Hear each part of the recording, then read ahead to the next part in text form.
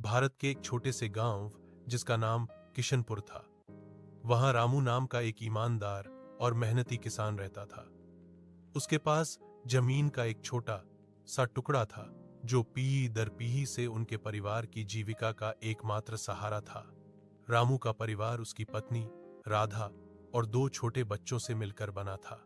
उनका घर मिट्टी की दीवारों और खपरेल की छत वाला था जो मानसून के मौसम में अक्सर टपकता रहता था। रामू हर सुबह सूरज उगने से पहले उठ जाता और अपने खेतों की ओर निकल पड़ता।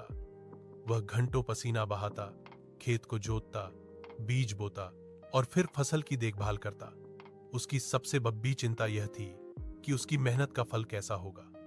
वह अक्सर रात को तारों को देखते हुए यही सोचता कि अगर इस बार फसल अच्छी हुई तो वह बच्चों के लिए नए कपड़े और राधा के लिए एक अच्छी साड़ी खरीद पाएगा और शायद टूटी हुई छत की मरम्मत भी करवा पाएगा।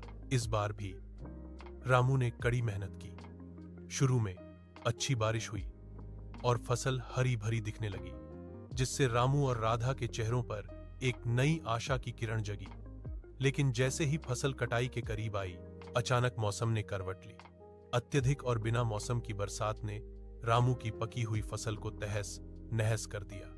उसके सारे सपने, उसकी महीनों की मेहनत पानी में बह गई। रामू खेत के किनारे बैठ गया। उसकी आंखों में आंसू थे। यह सिर्फ अनाज का नुकसान नहीं था, यह उसके परिवार के भविष्य का नुकसान था। उसके पास साहूकार से लिया गया कर्ज चुकाने के लिए भी पैसे नहीं थे। साहूकार एक कठोर दिल वाला आदमी था और रामू को डर था कि वह अब उनसे उनकी थोड़ी सी जमीन भी छीन लेगा। राधा ने रामू को हिम्मत दी। उसने कहा, हार मत मानो स्वामी, हम किसान हैं, हम मिट्टी से सोना उगाना जानते हैं। अगर एक रास्ता बंद